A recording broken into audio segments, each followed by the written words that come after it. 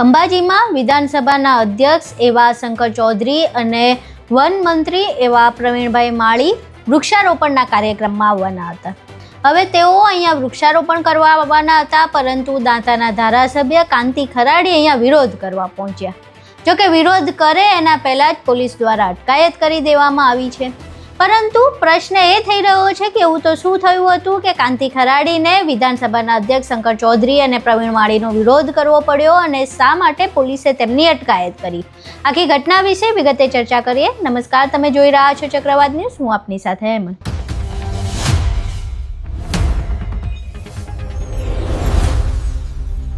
દાંતાના ધારાસભ્ય કાંતિ ખરાડીનો એવો આરોપ છે કે જ્યાં વૃક્ષારોપણ થવાનું હતું ત્યાં એક જ વાર ખાડો કરીને 3-4 વખત ત્યાં વૃક્ષારોપણ કરવામાં આવે છે, પરંતુ એકય રોપું મોટું થઈને વૃક્ષ બનતું નથી। આ આરોપના કારણે તેઓ કાંતિ ખરાડી ત્યાં વિરોધ કરવા પહોંચ્યા હતા, જે જગ્યાએ શંકર ચૌધરી અને પ્રવીણ માળી વૃક્ષારોપણ કરવાના હતા। હવે આખી ઘટનાને લઈને તેઓ વિરોધ શરૂ કરે એના પહેલાં જ પોલીસ અધિકારીઓ ત્યાં પહોંચી ગયા અને તેમની અટકાયત કરી લેવામાં આવી। હવે પહેલાં તો અહીં અટકાયતના એ દ્રશ્યો જુઓ અને ત્યારબાદ કાંતિ ખરાડી આખી ઘટનાને લઈને શું કહી રહ્યા છે તે પણ સાંભળો। વિસ્તારની અંદર લગાતાર 10 વર્ષથી ઓછામાં ઓછા એક બાજુ બનાસ ડેરી રોપા રોપે, એક બાજુ વન વિભાગ રોપે, પણ આ બંને વિભાગ એવા રોપા રોપે કે એક જ ખાડાની અંદર 4 વખત રોપા રોપાય ને એ રોપા એક પણ બહાર આવતો નથી। વન વિભાગ જે રોપા રોપા છે એ જ ખાડામાં એ અલગ ખર્ચો પાડે, બનાસ ડેરી જે રોપા રોપાય છે એ પણ અલગ ખર્ચો પાડે। અને ખર્ચો કેવો? જે બનાસ ડેરીમાં જે પશુપાલકો છે એમને પૈસે સીટ બોલ બનાવીને આજુબાજુ પહાડોની અંદર સીટ બોલ નાખવામાં આવે। એ સીટ બોલની અંદર લગભગ તો બીજ પણ ના હોય અને વર્ષે એનો ખર્ચો 4 થી 5 કરોડ અને 10 કરોડ વન વિભાગ પાડે। આ બંને કરતા હરતા બનાસ ડેરીના ચેરમેન અને વન વિભાગના રાજ્ય કક્ષાના મંત્રી પ્રવીણભાઈ માળી બંને ટેવાયેલા છે, ભ્રષ્ટાચારથી ભરાયેલા છે। આ ઉજાગર કરવા માટે આ વિસ્તારમાંથી હું અને મારા વિસ્તારના સમગ્ર કોંગ્રેસ પરિવારના આગેવાનો સાથે રહીને આટલા વર્ષોથી જે ભ્રષ્ટાચાર કર્યો છે અને તાજેતરમાં પાછા ફરીથી ભ્રષ્ટાચાર કરવા માટે આવે છે એને ઉજાગર કરવા માટે એમની પોલ ખોલો એ નામ સાથે અમે ત્યાં જગ્યા ઉપર જતા હતા, પણ વહીવટીતંત્રને પોલીસ વિભાગ અને વન વિભાગ મારફતે જે લોકો ભ્રષ્ટાચાર કરી રહ્યા છે બહાર નહીં આવે, એ ઉજાગર નહીં થાય, એના લીધે વહીવટીતંત્રનો ઉપયોગ કરીને હળદ હોય, દોતા હોય, અમીરગઢ હોય અને સાથે સાથે જે લોકો આગેવાનો છે તે એકઠા નહીં થવા દેવાના, એમના ઘરે જ ગોધી રાખવાના। આ એક જાતનું લોકશાહીનો અત્યાચાર થઈ રહ્યો છે।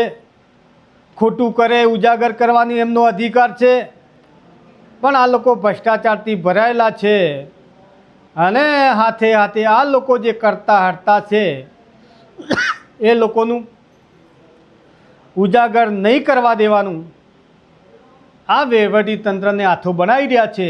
પણ આમી સાતી ઠોકીને આ વિસ્તારની જનતા કહી રહી છે જે પહાડો અને ડુંગરોની અંદર જે કોઈ વૃક્ષો છે એ વૃક્ષો કુદરતી છે, એમના ઉછરેલા રોપા એક પણ નથી। હું વધારામાં કહેવા માંગુ, આટલા વર્ષોથી રોપા રોપ્યા, આટલા વર્ષોથી ખર્ચા પાડીને રોપા રોપ્યા, એ રોપા એમના ક્યાં ગયા? પણ એનું કારણ એ છે પશુપાલકોના સીટ બોલ બનાવવામાં આવે એમના જોડેથી અને સીટ બોલની અંદર બીજ નહીં નાખવાનું, ખાલી દેખાવ કરવાનો, જનતામાં ઉજાગર કરવાનું, એના સિવાય એ કરીને એમનો ભ્રષ્ટાચાર કરવા માટે બંધાયેલા છે। એટલે આજે જે રોપા છે કુદરતી છે, ઉપરથી અમે તો કહીએ છીએ આ ચોરી કરીને અમારા વિસ્તારમાંથી જઈ રહ્યા અને ચોરી એવી ચોરી કરે છે કે જે કુદરતી રોપા અને ઇમારતી રોપા છે એ ચોરી કરીને જઈ રહ્યા છે। બીજું રોપવાનું તો એક બાજુ મૂકો, પણ ભ્રષ્ટાચાર કરવા, પૈસા ગણાણ સરકારની લઈ લેવાની ઇમારતી અહીંયા જે ઝાડવા છે એવું કાપીને લઈ જવાનો. એટલે અમે એમ કહીએ છીએ, અમે અહીંના વિસ્તારના જનતા છે ને એ જ વન વિભાગનું રક્ષક છે, એ રક્ષણ કરી શકે છે. અને વહીવટી તંત્રને વન વિભાગ આ બંને ડેરી હોય કે આ ચોરી કરી અહીંથી ભ્રષ્ટાચાર કરીને જઈ રહ્યા છીએ, અમે રોકવા માટે જઈ રહ્યા છે. જનતા જાણી રહી છે, જનતા જાગી ગઈ છે.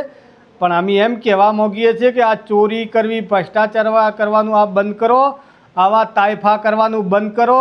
અહીંયા જે રોપા વૃક્ષો છે કુદરતી છે, અને જે રોપા કુદરતી રોપા છે એને તમે કતલ મત કરો. એટલે અહીંયા તો ઝાડવા બહુ જ છે, વૃક્ષો બહુ છે અને બહુ વધશે, પણ એ ઓછો કરવામાં તમે પોતે ગુનેગાર છો. અહીં તમે કાંતિ ખરાડીને સાંભળ્યા. હવે સીધી જ રીતે આપણા ગુજરાતમાં એવો ટ્રેન્ડ શરૂ થઈ ચૂક્યો છે કે તમે કોઈ પણ જગ્યાએ શાંતિપૂર્વક વિરોધ પ્રદર્શન કરવા જાઓ, તમારો વિરોધ શરૂ થાય એ પહેલાં જ પોલીસ આવી ગઈ હોય અને તમારી અટકાયત કરી લેવામાં આવે.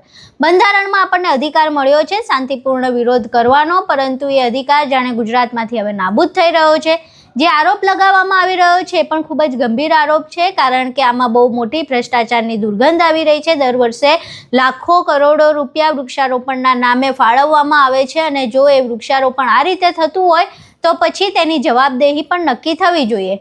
પરંતુ જવાબદેહી માંગવા ગયેલા કાંતિ ખરાડીની અટકાયત કરી લેવામાં આવી, અને આ સમગ્ર મામલે પછી કોઈ પણ પ્રતિક્રિયા પણ સામે ન આવી. હવે આખી ઘટનામાં શંકર ચૌધરી અને પ્રવીણ માળી આ સમગ્ર ઘટના વિશે કોઈ સ્પષ્ટીકરણ આપે છે કે કેમ, અને જે પ્રમાણે કાંતિ ખરાડીએ આરોપ લગાવ્યા છે એ આરોપોનું ઉલ્લંઘન કરીને કોઈ પણ પોતાનો પક્ષ રજૂ કરે છે કે કેમ એ જોવું રહ્યું. આખી ઘટના તમે જોઈ, જે પ્રમાણે કાંતિ ખરાડીની અટકાયત કરવામાં આવી અને તેમના દ્વારા જે આરોપ લગાવવામાં આવ્યા છે એ પણ તમે સાંભળ્યા.